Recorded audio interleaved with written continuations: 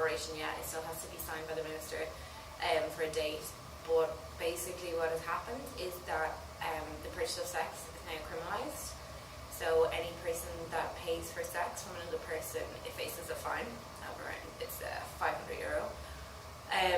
In addition to that, they have increased the penalties for people that are working together. So if two sex workers are in an apartment and they're seeing clients together separately, that can be considered a brothel under the law, and actually the penalties for that have increased, both the fines. We also have seen some good progress where people who are working on the street, outdoors, in public places, they're now decriminalised, so it means they won't face a criminal charge for that. However, we're very concerned about this law. We have seen the law in operation in Norway and Sweden now for over 10 years, nearly 10 years in Norway and over 10 years in Sweden. It came into operation in Northern Ireland in June 2015. And we have obviously seen other criminalised environments around the world where sex workers face surveillance by the police and harassment.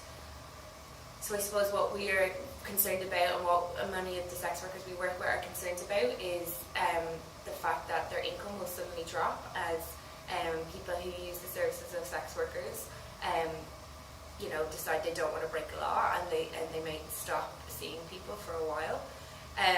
This leaves a kind of bad client, so-called, who doesn't care about breaking the law, or bad people who are looking to take advantage of sex workers, who are not legitimate clients, but people who want to do damage or potentially rob. Workers are scared they're going to see an increase of that. Additionally, when clients do call them, and they're now more anxious and concerned about protecting themselves from arrest, they'll request that the sex worker comes to their place, whether that's a hotel or an apartment, wherever. This is not ideal for sex workers, obviously from a safety perspective. They don't know what to expect when they walk into an unfamiliar apartment or they travel to meet a client.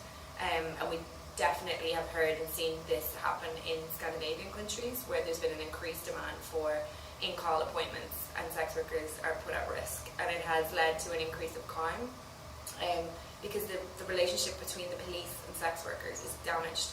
When police are seen solely as an enforcer of the law and not a protector of victims of crime, it's very challenging for sex workers to trust police officers in Ireland when they have only seen them as people doing raids and arresting sex workers and bringing them to court.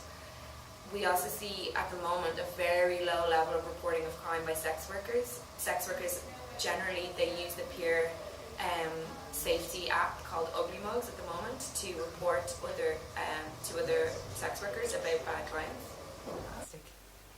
And it's something that should have been brought in long ago.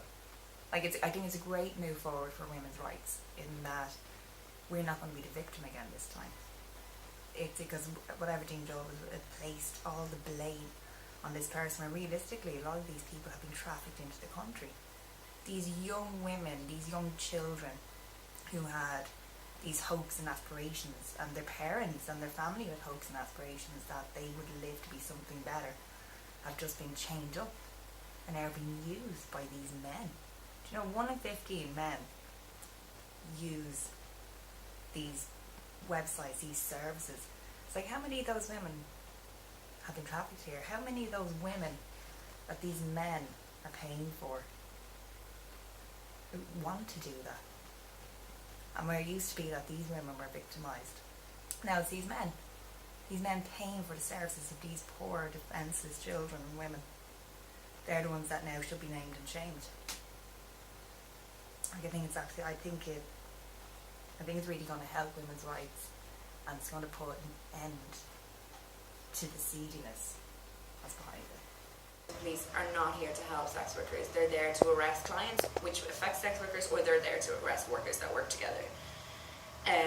What we would like to see, instead of criminal justice surrounding this area, we would like to see it more like the New Zealand approach, which brings the sex work industry into the labour legislation and into health and safety, and takes away the enforcement of criminal justice around it in order to foster better relationships with the police. You know, no legislation can be imported and just placed on another country. You would need to discover what is best for Ireland. However, we've seen it in the development of this legislation that just passed and previous consultation processes. It was very clear from the get-go that the abolitionist or criminalising the purchase of sex was kind of the only thing really on the table for discussion. There wasn't any analysis or investigation of other models. For example, there was a group of people from the Parliament and the civil service went to Sweden on a fact-finding mission. They did no other fact-finding mission in any other country that has a different model.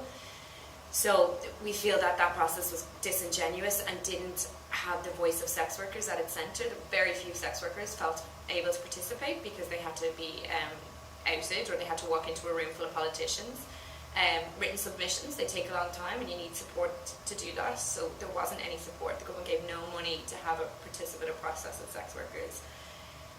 In addition, since the government and the parliamentary process, particularly the consultation process, took place, there's been huge numbers of new research being produced, like Amnesty International and their research into the Nordic model in Norway. HIV Ireland did research into the impact of the Swedish model or Nordic model on HIV rates, which are increasing in Ireland. And there's been the Northern Ireland research where they surveyed over 170 workers who all said that they did not want the Nordic model to be introduced because they felt it would affect their safety and their ability to make an income.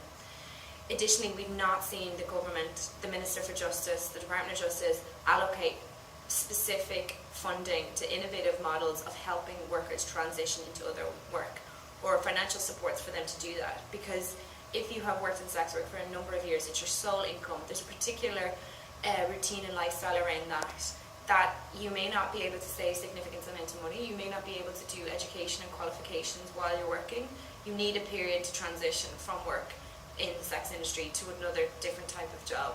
And there has been no meaningful gesture or financial investment by the government to do this, which makes us feel that this law really is just a way for the government and parliamentarians to feel good about doing something but actually having no impact or making things worse.